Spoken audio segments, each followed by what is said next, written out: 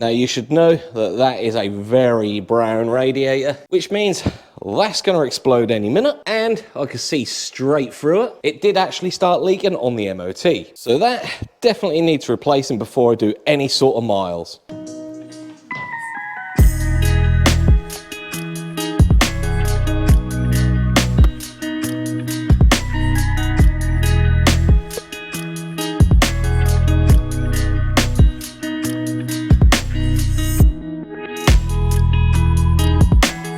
So the old radiator is toast. And of course, I'm not going to replace it with a standard one, which is going to have the same issue this one did in a few years' time. Obviously, I'm going to upgrade it. I've got my hands on a Jap-Speed aluminium radiator. Now usually I'd say this would be in the link in the description below, but I'm not going to lie, I got this one off of Facebook Marketplace for an absolute steal. And it is completely brand new and still sealed. So let's get it out of the box.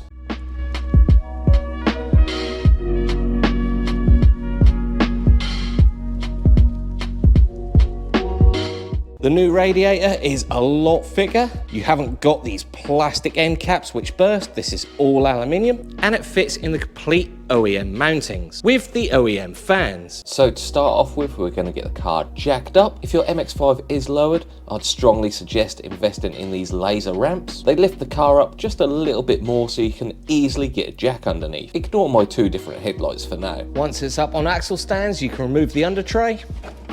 This is just held on with 9 10mm bolts. Pop a large drip tray underneath. Since this radiator is going to be thrown away, I am going to dare to use the drain plug. If you know, you know, but these plastic drain bungs, they do like to snap and often break the radiator at the same time. Come up the top, remove the radiator cap so it will drain quicker. While that's draining, I'm going to unplug the fan, disconnect the header tank, and then once it's all drained, disconnect the top hose and the bottom hose.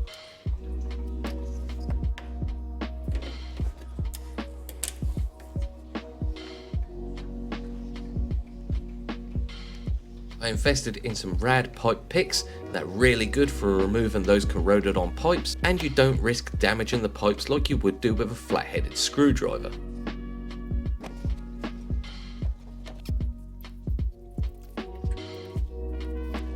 If you've got the standard air intake system, this will need to come off as well, as this part of the intake gets caught on the fan. If you need detailed instructions on removing the intake system, go watch my video on an MX5 Mark I induction kit.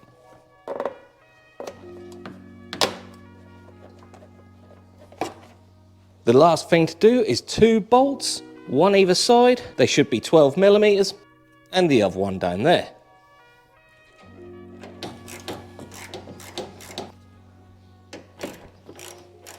With all that disconnected, the fan should just lift up. Getting the radiator out of the bottom mountings can be a bit stiff. Just give it a good wiggle and it should come out.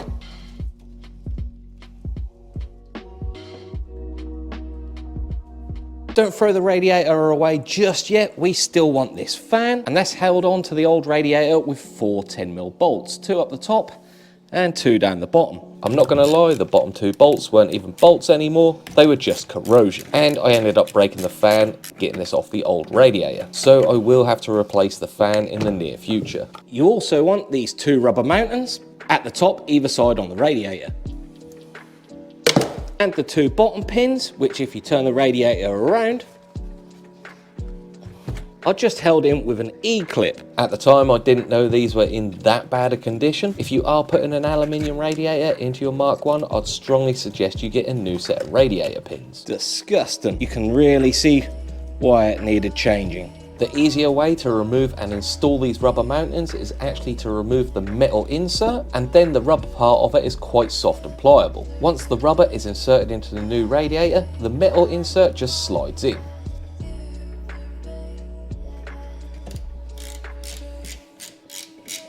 Put the mounting pins in before the fan, as the fan does get in the way a little bit.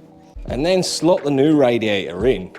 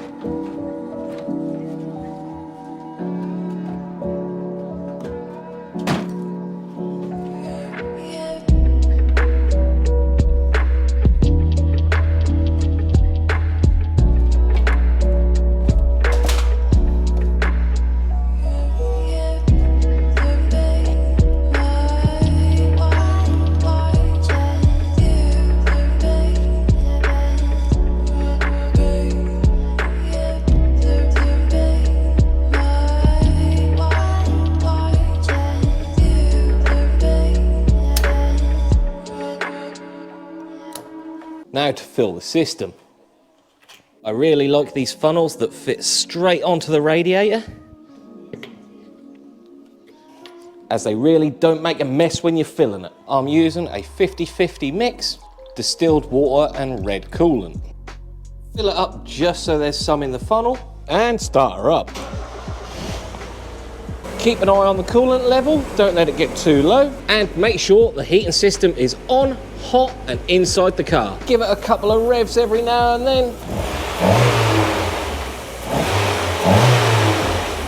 That'll help clear all the air out of the system. Once you hear the fan kick on, you can go ahead and turn the car off and leave the coolant to settle for a little bit. The good thing about this funnel is it has a plunger that allows you to remove the funnel without spilling much.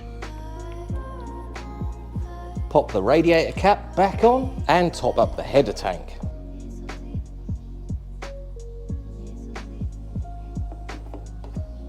So there are a few issues you've got to be aware of while fitting an aluminium thicker radiator. Because it is thicker, that means this fan is closer to the air intake, which actually means it's rubbing. And again, because the radiator is thicker, it means that this pipe joins further on, which means this pipe is slightly kinked. To resolve this, I think I could cut a tiny bit off of this pipe so the pipe fits further this way. And as for the rubbing here, well, that's simple. It needs an induction kit. An induction kit won't come with this resonator box, which means there'll be no fitment issues. So that's a nice new Jap-speed aluminium radiator fitted to the Mark 1. Now I can drive home knowing that the radiator is not going to explode and the car's not going to overheat. So if this video helped you fit your aluminium radiator to a Mark 1, leave a like and a comment below. Don't forget to subscribe if you're new, and I'll see you in the next one.